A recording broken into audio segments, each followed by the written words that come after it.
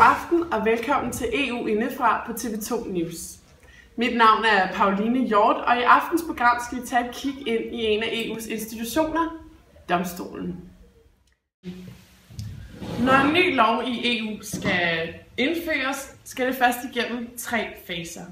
I første fase skal Europa-Kommissionen komme med et konkret forslag til en fælles lovgivning. I anden fase skal lovforslaget så foreslås til Europaparlamentet, hvor de folkevalgte Europaparlamentsmedlemmer skal tage stilling til indførelsen af denne lov.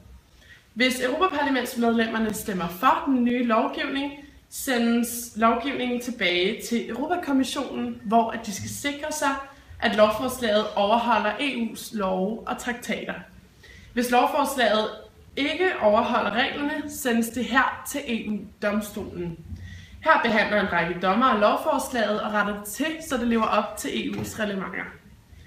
Det er denne domstol, vi skal blive lidt klogere på i aften, og derfor har jeg sendt min reporter Cecilie Kvist til Luxembourg, og hun står lige nu ude foran EU's domstol.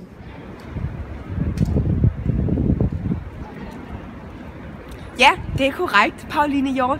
Som sagt, så står jeg her ude foran EU's domstol i Luxembourg, og det kan være lidt svært at forstå, hvad der sker i sådan en domstol, men det vil vi her i programmet prøve at forstå. Derfor har vi et interview med den danske repræsentant af EU's domstol, og hende vil vi gå ind og interviewe nu. Det klipper vi lige ud, ikke? Jo. Så er vi så kommet indenfor i EU's domstol her i Luxembourg. Og herover har vi den danske repræsentant i EU's domstol, nemlig Annette Knudsen. Annette, hvad er egentlig din opgave her i domstolen? Jamen, det er jo egentlig ikke så lidt at forklare. Men det vi laver her ved EU's domstol, det er, at mine meddommer og jeg, vi retter op på de lovgivninger, som ikke overholder EU's lov og traktater. Og hvordan kommer I så til enighed om de her ændringer i lovforslaget? Jamen, vi sætter os i plenum, diskuterer frem og tilbage, for og imod, og til sidst så når vi en afgørelse, sådan at lovgivningen kan blive vedtaget i EU. Tak for din tid, Annette Knudsen. Og vi har fået lov til at se os lidt omkring her i EU's domstol, så kom med.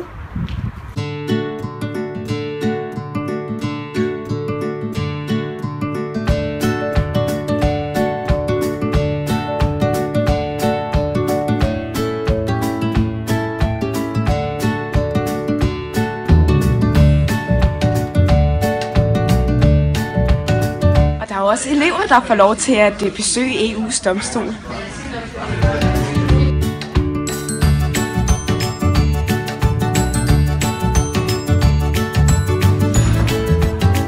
Og som I nok har bemærket, så er der kunst på alle vægge. Det her, det inspirerer simpelthen alle medlemmerne.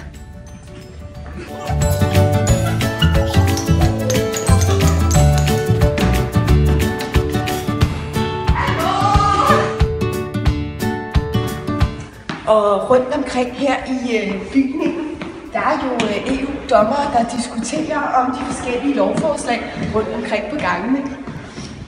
Ja, så det er så det, der foregår i EU's domstol. Cecilie Kvist, Luxembourg, tilbage til studiet. Og vi siger tak til Cecilie Kvist.